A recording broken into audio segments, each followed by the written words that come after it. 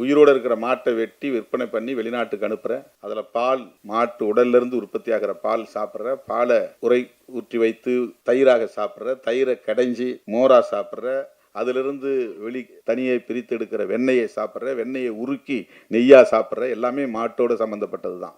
வெறும் சக்கையாக இருக்கிற கறியை நான் சாப்பிட்றேன், அதில் இருக்கிற ஜூஸ் அவ்வளவும் உனக்கு வந்துடுது. நீ உயர்ந்த சாதி, நான் தாழ்ந்த சாதி. மாட்டுக்கறியை சாப்பிடுன்னு ஒன்றை சொல்றது தப்பு, அதே மாதிரி சாப்பிடாதுன்னு என்ன நீ சொல்றதும் தப்பு. இதையெல்லாம் திரைத்துறையிலே பேச முடியும் என்கிற சுதந்திரம் திராவிட இயக்கங்கள் திரையுலகில் பயணித்த பிறகுதான் உருவானது. விபி சிங் ஆட்சியை கவிழ்த்தார்கள். அவர் போனா போட்டோம், ஆட்சி போனா பரவாயில்ல, நான் இதை செய்தே தீர்வுன்னு ஆட்சி இழந்தார். அன்றைக்கி அவர் கூட இருந்து அதற்கு ஒத்துழைத்தவர் ராம்விலாஸ் பாஸ்வான், ஒரு தலித் லீடர், அம்பேத்கர் இயக்க தலைவர். அதுக்கு பிறகுதான் தமிழ்நாட்டு இந்தியாவுக்குள்ள பிஜேபி வளர தொடங்கியது, பிஜேபி ஆட்சிக்கு வந்தது. இது வரலாற்று உண்மை, அரசியல் உண்மை. அதுக்கு பிறகு அவங்க எழுச்சி பெறாங்க. அவங்க இந்த இடஒதுக்கீடு வரக்கூடாதுங்கிறதுக்காக, நடைமுறைப்படுத்தக்கூடாதுங்கிறது என்னென்ன வழிமுறைகள் செய்யணும் அவ்வளவும் பண்றாங்க. இப்ப ஜுடிஷியரியும் பயன்படுத்தி கிரிமி லேயர் கொண்டு வந்துட்டாங்க. ஓபிசிக்கு கிரிமி லேயர் கொண்டு வந்தாங்க. மண்டல் பரிந்துரையில் கிரிமி லேயர் கிடையாது. கிரிமி லேயர்னா என்ன அர்த்தம் தெரியுமா? ரொம்ப முக்கியமான ஒரு செய்தி நான் பதிவு பண்ண விரும்புறேன். நேற்று தான் நான் 2 தம்பிகளை அழைச்சிட்டு போனேன் ராம்தாஸ் அத்வாலே கிட்ட.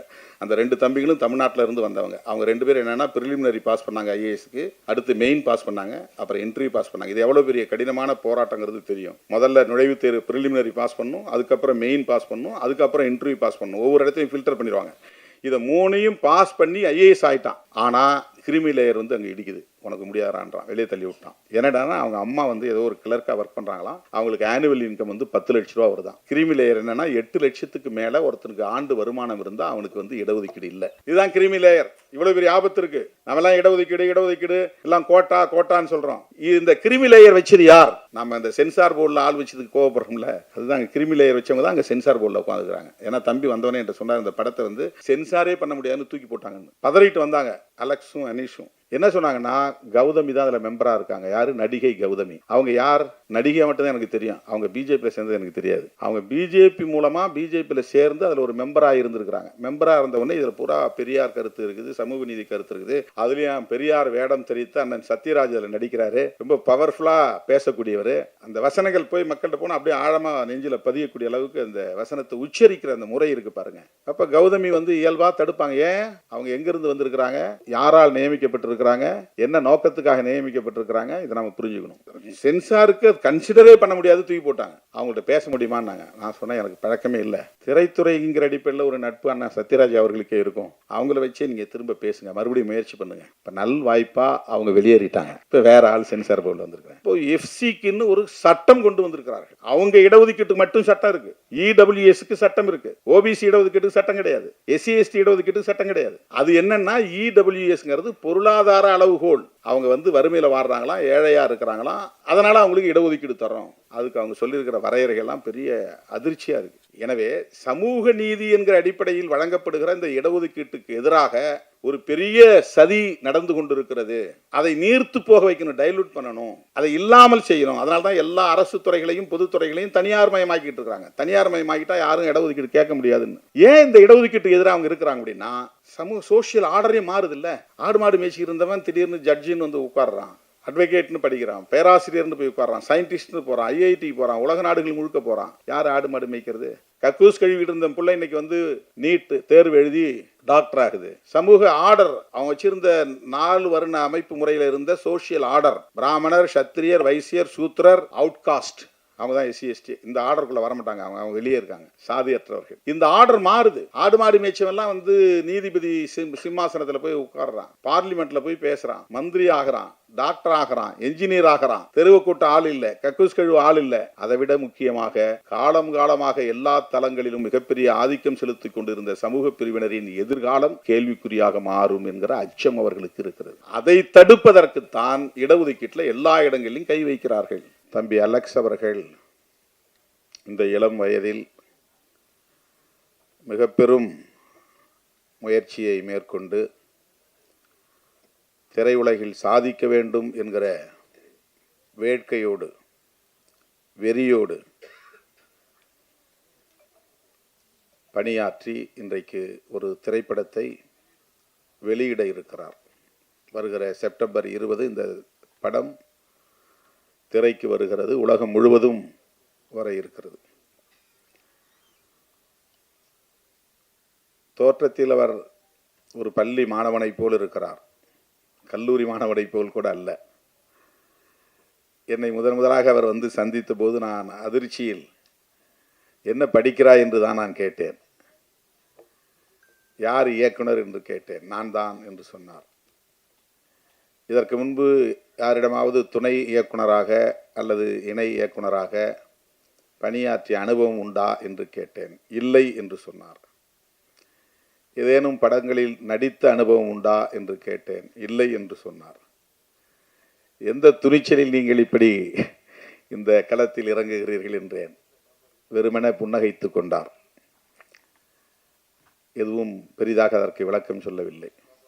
அவரோடு வந்திருந்த தயாரிப்பாளர் அனீஷ், அவருடைய தாயார், 3 பேரும் தான் என்னை வந்து முதலாக சந்தித்தார்கள். இந்த படத்தை துவக்கி வைக்கக்கூடிய ஒரு வாய்ப்பை, படப்பிடிப்பை துவக்கி வைக்கக்கூடிய ஒரு வாய்ப்பை எனக்கு வழங்கினார்கள். என்னை ஏன் அணுகினீர்கள், இந்த துறைக்கும் எனக்கும் என்ன தொடர்பு என்ற கேள்விகளோடு தான் அவர்களோடு நான் உரையாடத் தொடங்கினேன். இப்படி ஒரு படம், இந்த கதை குறிப்பாக இடஒதுக்கீடு தொடர்பான ஒரு கதை, நீங்கள் இதிலே நடிக்க முடியுமா என்று கேட்டார்கள். அப்படி என்றால் படம் வெளிவராது, அதற்கு வாய்ப்பே இல்லை என்று சொன்னேன். அதன் பிறகுதான் அண்ணன் சத்யராஜ் அவர்களை தொடர்பு கொள்ளப் போகிறோம், நீங்கள் அண்ணனிடத்தில் பேச வேண்டும் என்று சொன்னார்கள். அவர் யாரையும் மிக எளிதாக சந்திக்கக்கூடியவர், எந்த பந்தாவும் அவரிடத்திலே கிடையாது. அவரை நீங்கள் போய் தாராளமாக சந்திக்கலாம், வாய்ப்பு இருந்தால் நான் பேசுகிறேன் என்று சொன்னேன்.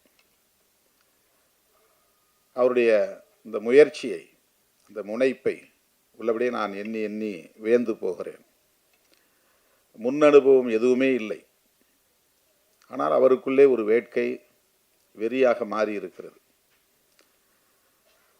அந்த துடிப்பு அவரை சாதிக்க உந்தி தள்ளி இருக்கிறது.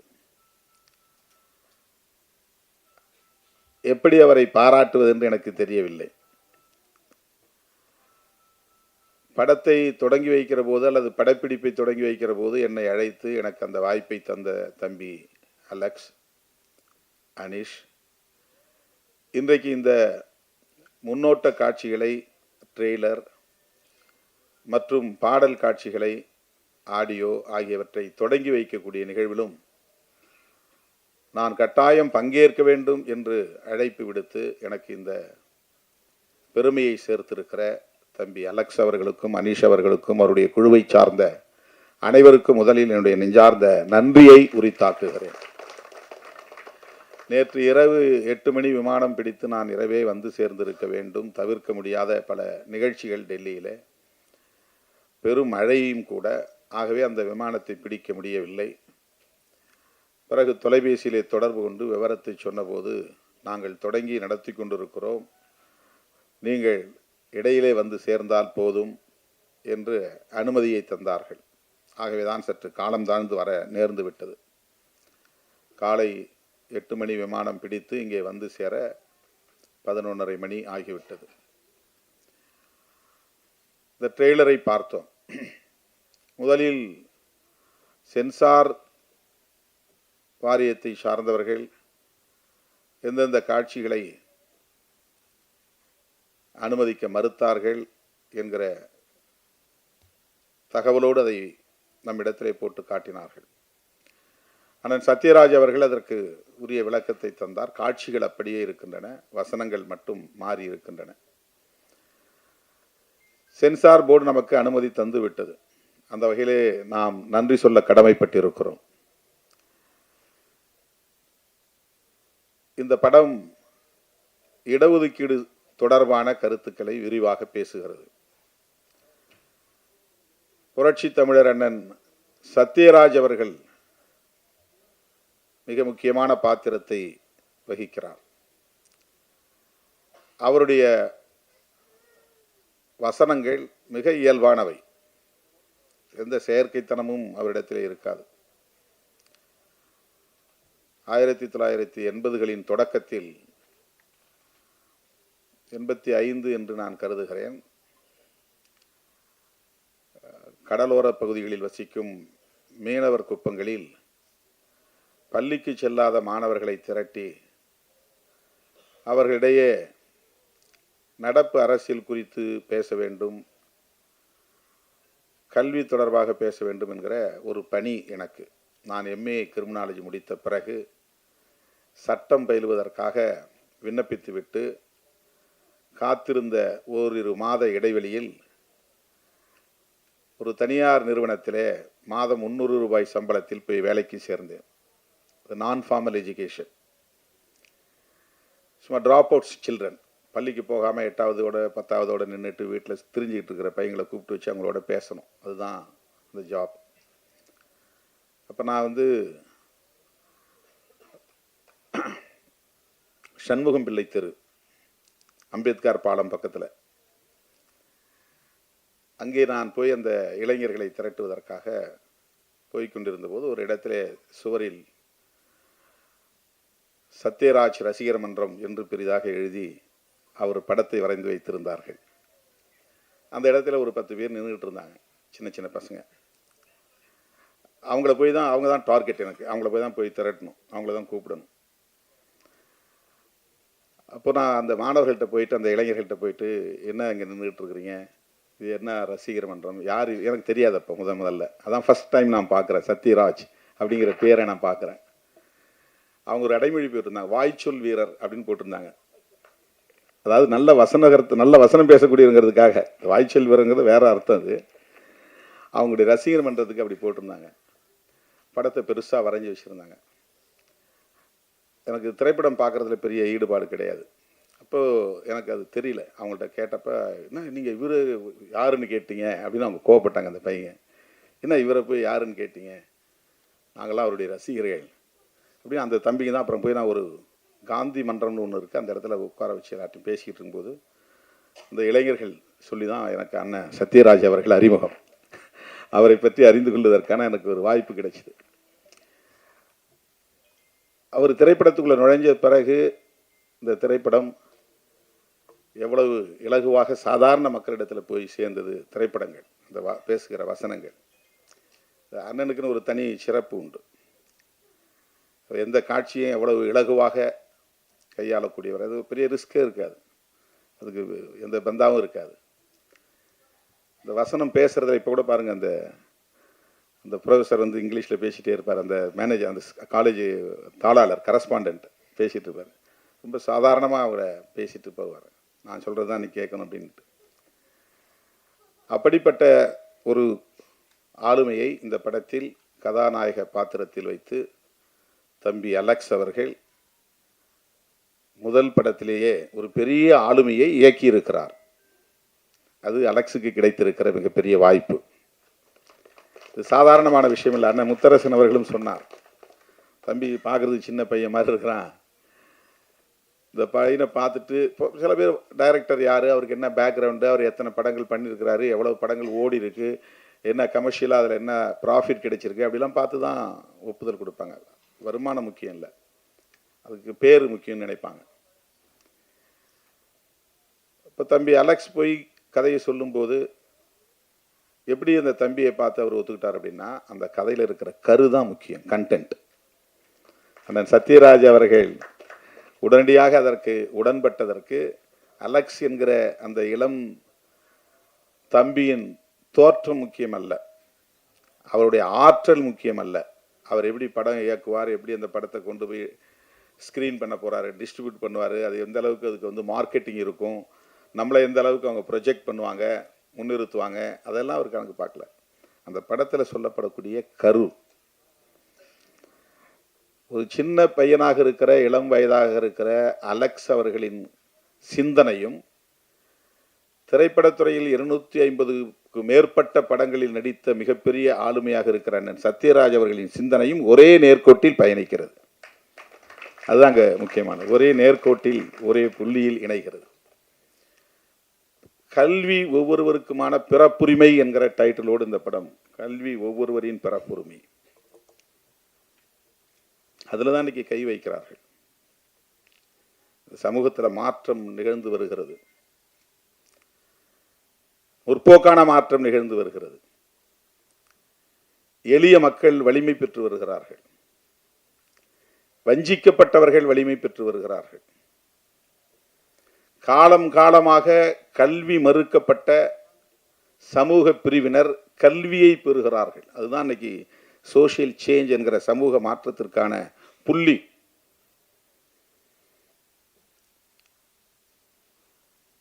ஒருவனுக்கு வேலை வாய்ப்பு தரலாம், விவசாயத்தில் கூட வேலை வாய்ப்பு கிடைக்கிறது, ஆடு மாடு மேய்ப்பது கூட வேலை வாய்ப்பு தான், கல்லுடைப்பது கூட வேலை வாய்ப்பு தான், அதில் பொருளாதாரம் கிடைக்கிறது. ஆனால் அது சமூக மாற்றத்திற்கு அடிப்படையாக இல்லை. கல்லுடைக்கிறவர்கள் கல்லுடைத்துக் கொண்டே இருக்கிறார்கள், எந்த மாற்றமும் நிகழவில்லை. ஆடு மாடு மேய்ப்பவர்கள் ஆடு மாடு மேய்த்து கொண்டே இருக்கிறார்கள், எந்த மாற்றமும் நிகழவில்லை. அவங்க பசிக்கு சோறு கிடைக்கிறது, அவ்வளவுதான். கல்வி கிடைக்கிற போதுதான் சமூகத்தில் தலைகீழான மாற்றங்கள் நிகழ்கின்றன. கல்வி இல்லாத வேலை வாய்ப்பால் எந்த மாற்றமும் கிடையாது. கல்வியோடு சேர்ந்த வேலை வாய்ப்பால் தான் மாற்றங்கள் நிகழ்கிறது. ஆகவே கல்வியை எப்படி பெறுவது? எல்லோரும் சமமான வாய்ப்பை எப்படி பெறுவது? இதுதான் மிகப்பெரிய கொஸ்டின். ஈக்குவாலிட்டி எப்போ வரும் அப்படின்னு சொன்னால், சமமான வாய்ப்பு வருகிற போது தான் ஈக்குவாலிட்டி, சமத்துவம். இப்போ கல்வியில் சமமான வாய்ப்பு, அது ரொம்ப முக்கியமானது. சமமான வாய்ப்பு என்றால் நிகழ்காலத்தில் போட்டியில் பங்கேற்கிறவர்களிடையே அளிக்கப்படுகிற வாய்ப்பல்ல சமமான வாய்ப்பு. வரலாற்று பின்னணியோடு இணைத்து ஒவ்வொருவரும் எப்படி கடந்த காலங்களில் வாய்ப்புகளை பெற்றிருக்கிறார்கள், வளர்ச்சி அடைந்திருக்கிறார்கள் என்று ஒப்பீடு செய்கிற போது தலைமுறை தலைமுறையாக படித்த சமூகத்தினர், படிக்கிற வாய்ப்பை பெற்ற சமூகத்தினர் மிக சிறுபான்மையாக இருக்கிறார்கள்.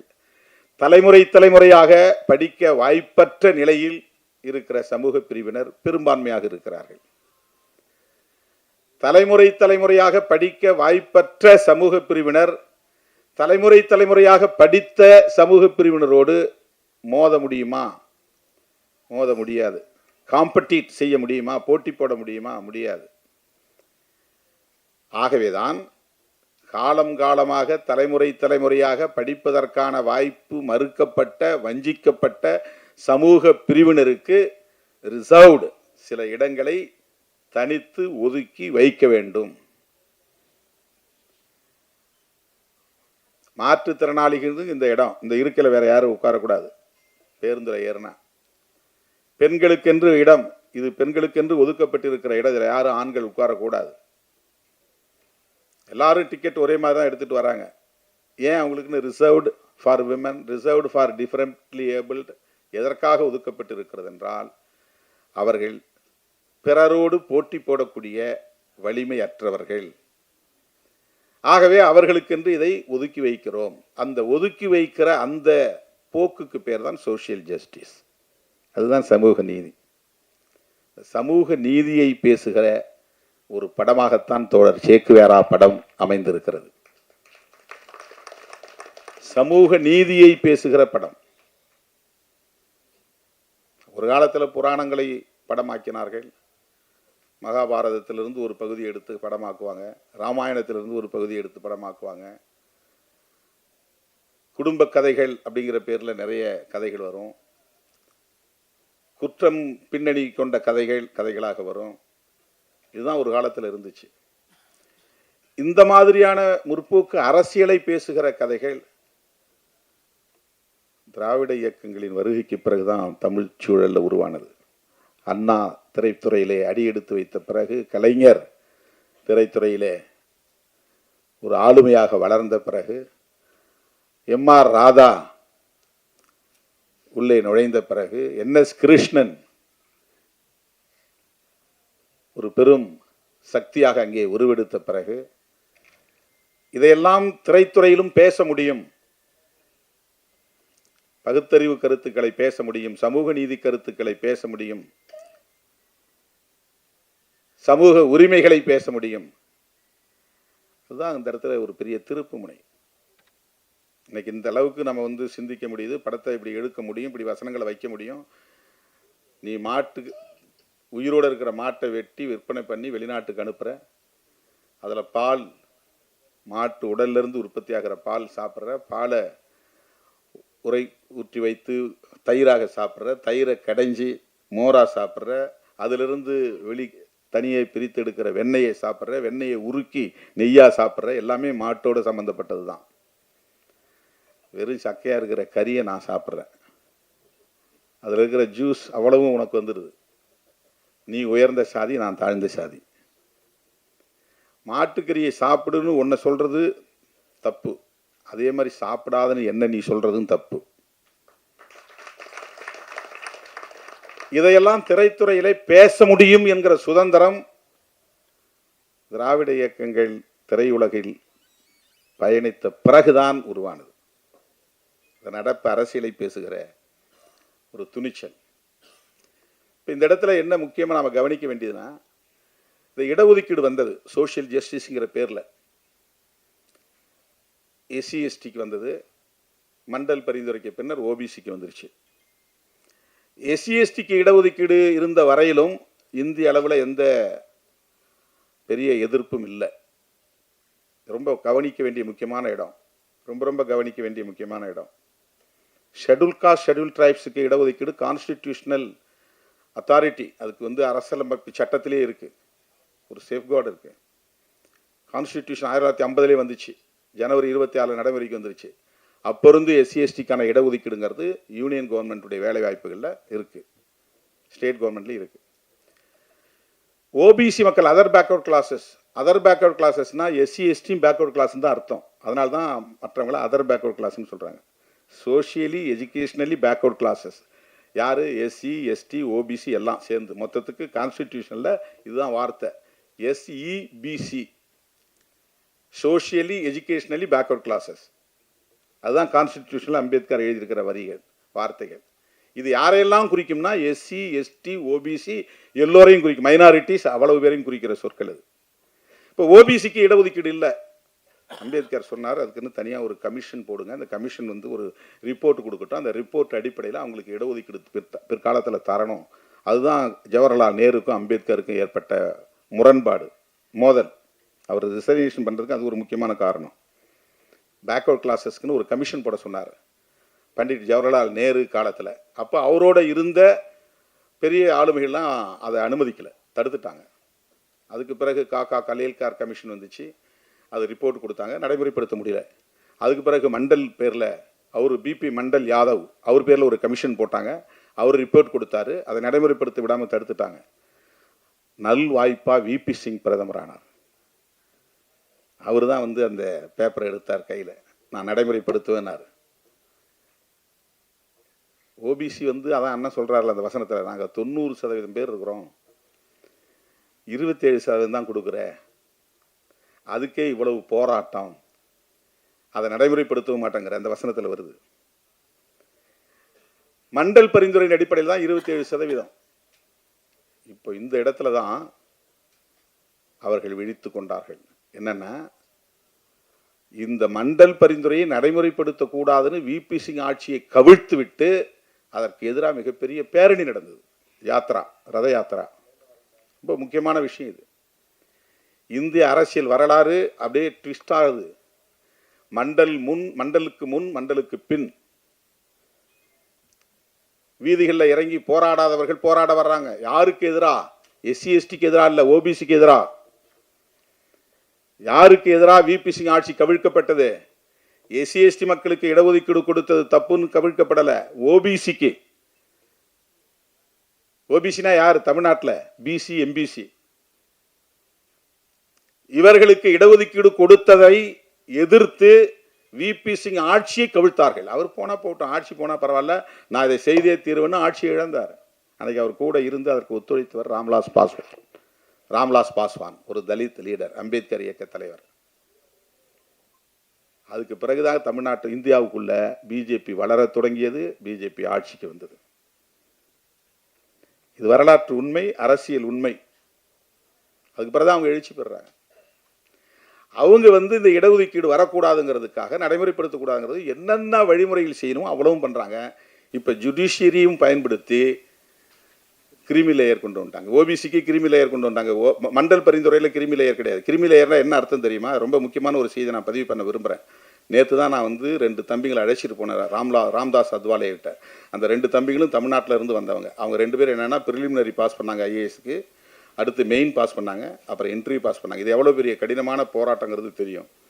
முதல்ல நுழைவுத் தேர்வு ப்ரிலிமினரி பாஸ் பண்ணணும், அதுக்கப்புறம் மெயின் பாஸ் பண்ணணும், அதுக்கப்புறம் இன்டர்வியூ பாஸ் பண்ணணும். ஒவ்வொரு இடத்தையும் ஃபில்டர் பண்ணிடுவாங்க. இதை 3ஐயும் பாஸ் பண்ணி ஐஏஎஸ் ஆகிட்டான்.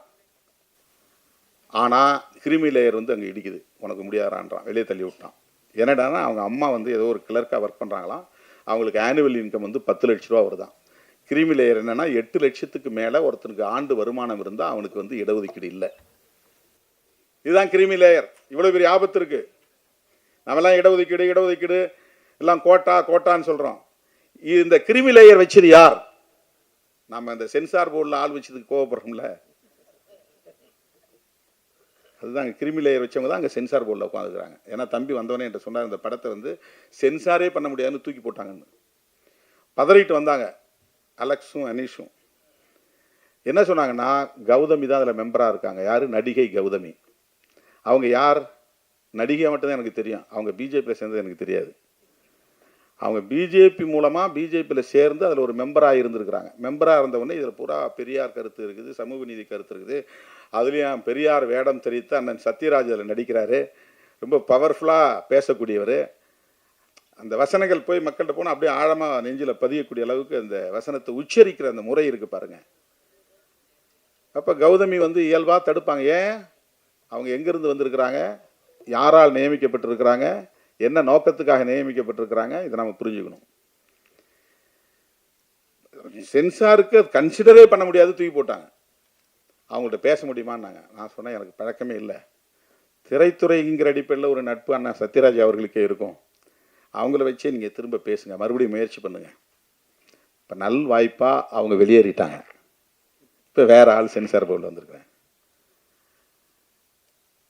இப்போ வசனங்களை மட்டும் எடுத்துட்டு அந்த காட்சிகள் அப்படியே, நான் தான் கேட்டேன், நீங்கள் வசனம் அதுக்கு வேறு மாதிரி வாசிச்சிருப்பீங்களா, இப்போ நீங்கள் மாற்றி வசனம் பேசுனதா சொல்கிறீங்களே, அது சிங்க் ஆகுமான்னு கேட்டேன். அது அப்படி தான் இருக்கும், அது அதெல்லாம் ஒன்றும் பெரிய வேறுபாடு தெரியாதுன்னு சொன்னார்.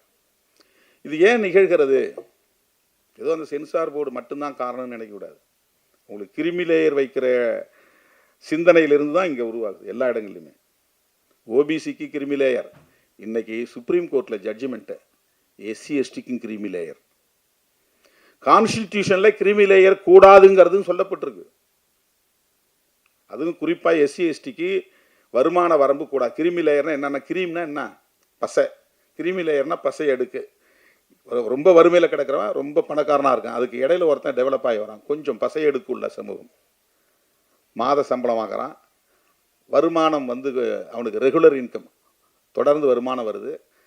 அதில் வருஷத்துக்கு 10 லட்ச ரூபாய் 8 லட்ச ரூபாய்க்கு மேலே வருமானம் இருந்தால் அவனுக்கு இடஒதுக்கீடு கொடுக்கக்கூடாது. சோஷியல் ஜஸ்டிஸுடைய கான்செப்டே என்னென்னா, பொருளாதார அளவுகோல் அதில் பயன்படுத்தக்கூடாதுங்கிறது தான். அதுதான் சோஷியல் ஜஸ்டிஸ். அதில் எந்த காரணத்தை கொண்டு எக்கனாமிக் கிரைட்டீரியா வரக்கூடாது, வருமானத்தை பற்றி பேசக்கூடாது, பொருளாதார அளவுகோலே கூடாது. அதுதான் சோஷியல் ஜஸ்டிஸ். சமூக தகுதி. இந்த சமூகத்தில் மிகப்பெரிய துணை பிரதமர் பொறுப்பு அளவுக்கு வந்தார் ஜெகஜீவன் ராம். துணை பிரதமர், டெபுட்டி பிரைம் மினிஸ்டர். இந்தியாவில் அந்த பொறுப்புக்கு வந்த முதல் நபர் அவர். அவர் by caste Chamar, schedule caste. அவர் துணை பிரதமர் ஆனார். டிஃபென்ஸ் மினிஸ்டராகவும் இருந்தார். முப்படைகளுக்கும் அவர் தான் அமைச்சர். மிகப்பெரிய கோடீஸ்வரர். அவர் சம்பூர்ணானந்தா சிலையை உத்தரப்பிரதேசத்தில் திறந்துட்டு பொத்தான் அமைக்கிட்டு திறந்துட்டு போன பிறகு அந்த சிலையில் கங்கா ஜலத்தை ஊற்றி தீட்டு கழிச்சாங்க, சம்பரோட்சனம். அவர் தான் பொருளாதாரத்தில் மேம்பட்டார், அதிகாரத்தில் உயர்ந்துட்டார். அப்புறம் எங்கே காஸ்ட் வரும்னு நிறைய பேர் கேள்வி கேட்பாங்க. இதுதான் இந்த சமூகம். அவ்வளவு பெரிய துணை பிரதமர் அளவுக்கு உயர்ந்தவர், பாதுகாப்புத்துறை அமைச்சராக இருந்தவர், முப்படைகளுக்குமான அமைச்சராக இருந்தவர்.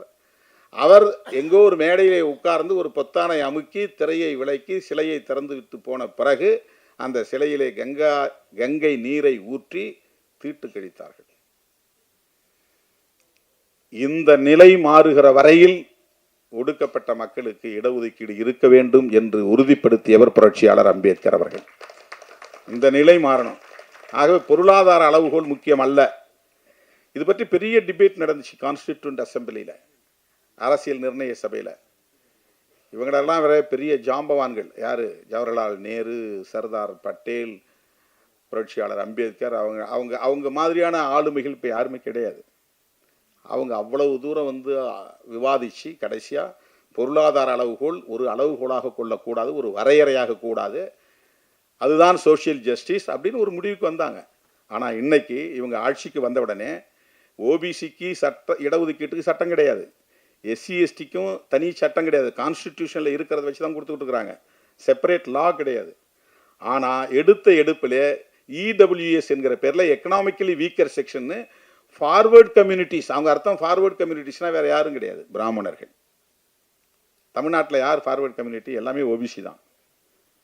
பிராமணர்களும் ஒரு முதலியார் சமூகத்திலே அல்லது ரெட்டியார் சமூகத்திலே ஒரு ஒரு பிரிவு இருக்காங்க, அவங்க மட்டும்தான் எஃப்சி. இப்போ எல்லாருமே பிசி தான் தமிழ்நாட்டை பொறுத்தவரையிலும். யார் எடுத்துக்கிட்டாலும் ஓபிசி தான். இப்போ எஃப்சிக்குன்னு ஒரு சட்டம் கொண்டு வந்திருக்கிறார்கள். அவங்க இடஒதுக்கீட்டுக்கு மட்டும் சட்டம் இருக்கு, இடபிள்யூஎஸ்க்கு சட்டம் இருக்கு, ஓபிசி இடஒதுக்கீட்டுக்கு சட்டம் கிடையாது, எஸ்சி எஸ்டி இடஒதுக்கீட்டுக்கு சட்டம் கிடையாது. அது என்னன்னா இடபிள்யூஎஸ்ங்கிறது பொருளாதார அளவுகோல். அவங்க வந்து வறுமையில் வாடுறாங்களாம், ஏழையாக இருக்கிறாங்களாம், அதனால் அவங்களுக்கு இடஒதுக்கீடு தரோம். அதுக்கு அவங்க சொல்லியிருக்கிற வரையறைகள்லாம் பெரிய அதிர்ச்சியாக இருக்குது. எனவே சமூக நீதி என்கிற அடிப்படையில் வழங்கப்படுகிற இந்த இடஒதுக்கீட்டுக்கு எதிராக ஒரு பெரிய சதி நடந்து கொண்டிருக்கிறது. அதை நீர்த்து போக வைக்கணும், டைலூட் பண்ணணும், அதை இல்லாமல் செய்யணும். அதனால தான் எல்லா அரசு துறைகளையும் பொதுத்துறைகளையும் தனியார் மயமாக்கிட்டு இருக்கிறாங்க. தனியார் மயமாக்கிட்டா யாரும் இடஒதுக்கீடு கேட்க முடியாதுன்னு. ஏன் இந்த இடஒதுக்கீட்டுக்கு எதிராக அவங்க இருக்கிறாங்க அப்படின்னா, சோஷியல் ஆர்டரே மாறுது இல்லை. ஆடு மாடு மேய்ச்சி இருந்தவன் திடீர்னு ஜட்ஜின்னு வந்து உட்காடுறான், அட்வொகேட்னு படிக்கிறான், பேராசிரியர்னு போய் உட்காடுறான், சயின்டிஸ்ட்னு போகிறான், ஐஐடி போகிறான், உலக நாடுகள் முழுக்க போகிறான். யார் ஆடு மாடு மேய்க்கிறது? கக்கூஸ் கழுவிட்டு இருந்த பிள்ளை இன்னைக்கு வந்து நீட் தேர்வு எழுதி டாக்டர் ஆகுது. சமூக ஆர்டர் அவங்க வச்சிருந்த 4 வருண அமைப்பு முறையில் இருந்த சோசியல் ஆர்டர், பிராமணர், சத்திரியர், வைசியர், சூத்திரர், அவுட்காஸ்ட், அவங்க தான் எஸ்சி எஸ்டி. இந்த ஆர்டருக்குள்ளே வரமாட்டாங்க, அவங்க வெளியே இருக்காங்க, சாதியற்றவர்கள். இந்த ஆர்டர் மாறுது. ஆடு மாடு மேய்ச்சவெல்லாம் வந்து நீதிபதி சிம்மாசனத்தில் போய் உட்காடுறான், பார்லிமெண்ட்டில் போய் பேசுகிறான், மந்திரி ஆகிறான், டாக்டர் ஆகிறான், என்ஜினியர் ஆகிறான். தெருவை கூட்ட ஆள் இல்லை, கக்கூஸ் கழுவு ஆள் இல்லை.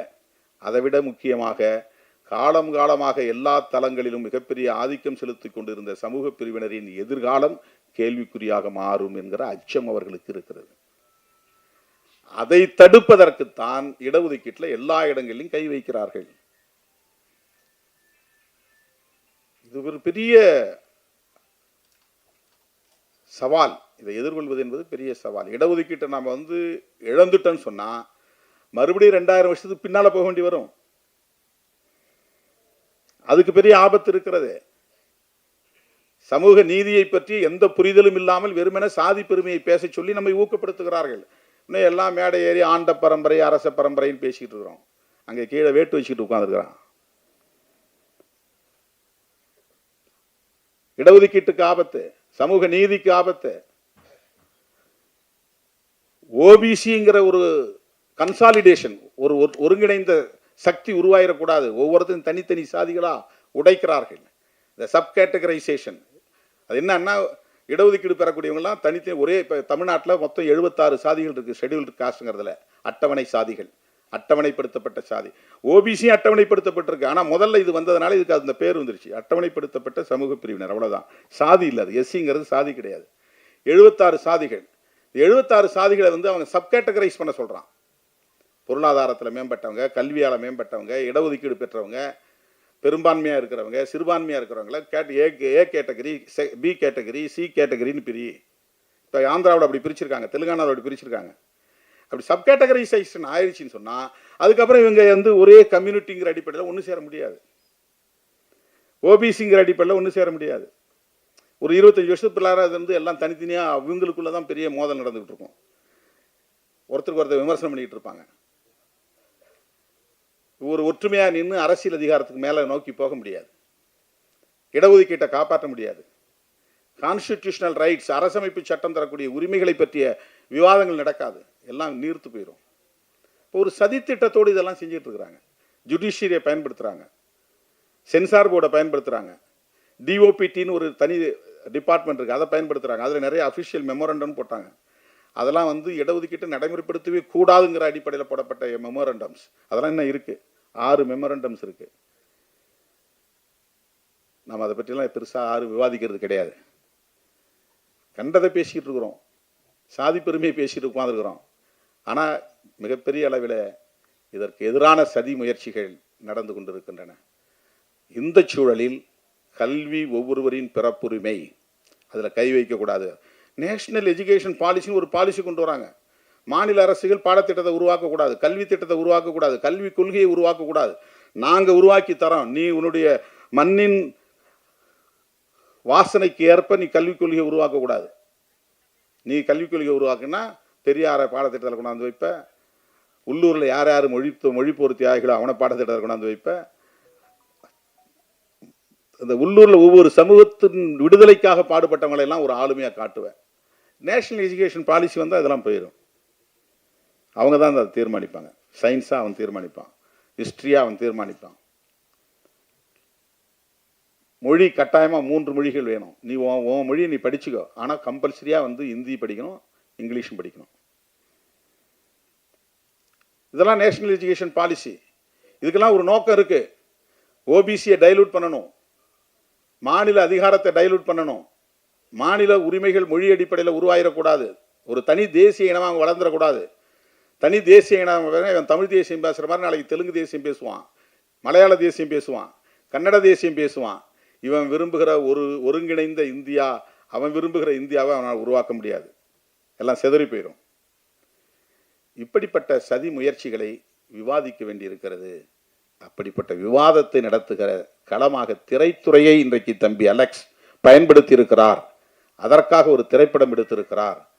அதற்கு சேக்குவேரா பெயரை சூட்டியிருக்கிறார் அந்த பாத்திரத்திற்கு என்பது மிக பொருத்தமானது. ஏன் சேக்குவேரா பெயரை சூட்டுகிறார்? சேக்குவேரா எந்த செக்டேரியன் பாலிடிக்ஸ்குள்ளே போய் அவர் சிக்கலை. இப்போ நாங்கள் வந்து தமிழர்கள், நாங்கள் வந்து ஆதி திராவிடர், நாங்கள் வந்து இப்படி ஒவ்வொருத்தரும் ஒவ்வொரு சாதி, நாங்கள் இந்து, அவன் வந்து கிறிஸ்டியன், இதெல்லாம் வந்து செக்டேரியன். இதுக்கு பேர் வந்து செக்டேரியன் பாலிடிக்ஸ். நாங்கள் இந்து, அவங்கெல்லாம் இந்து அல்லாதவர்கள், நாங்கள் தலித்து, இவங்கெல்லாம் தலித் அல்லாதவர்கள், நாங்கள் தமிழர், இவங்க தமிழர் அல்லாதவர்கள். இந்த அடையாளத்துக்குள்ளே பிடிச்சி நிற்கிறது. இப்போ அந்த மாதிரி சேக்குவேரா நினச்சிருந்தா அர்ஜென்டினாவை தாண்டி அவரால் போய் கியூபாவில் புரட்சியில் ஈடுபட்டுருக்க முடியுமா? கியூபானுக்கும் அர்ஜென்டினியாக்காரனுக்கும் என்ன சம்பந்தம் சொல்லுங்கள்? அவனுக்கு சர்வதேச பார்வை அந்த இளம் வயதிலேயே.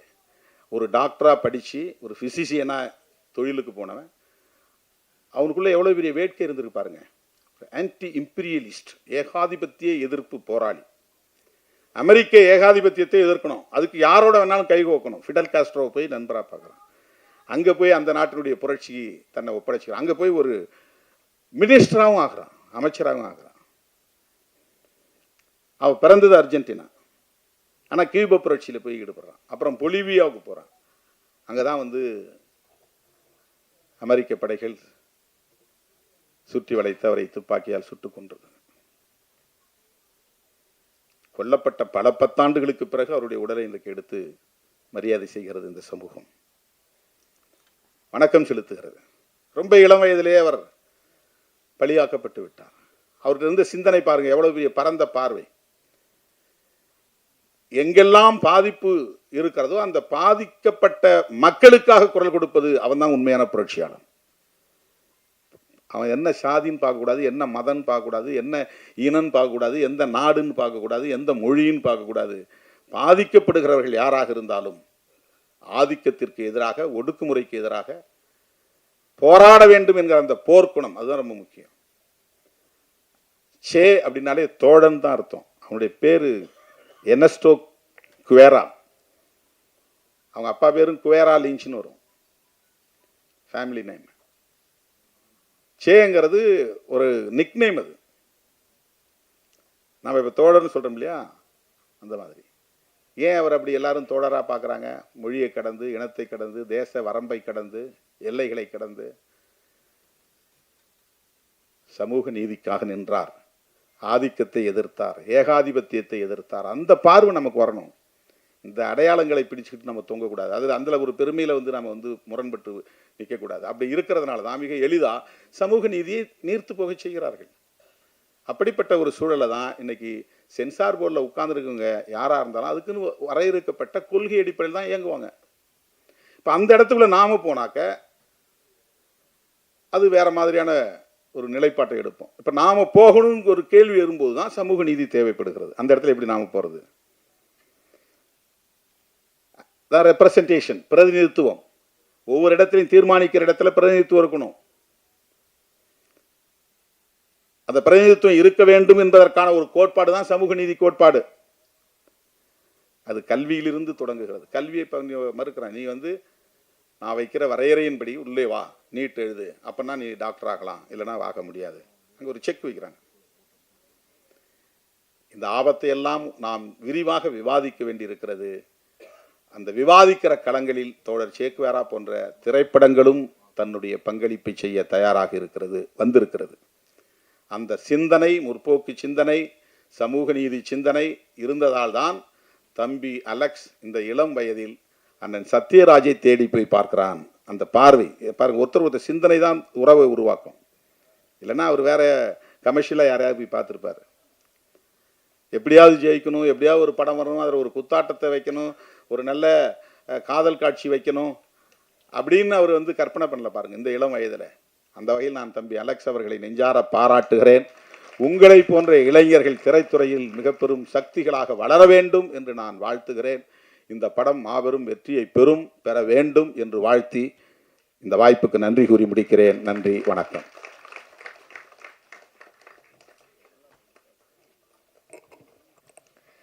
ரொம்ப ரொம்ப ரொம்ப நன்றி சார். Thank you so much.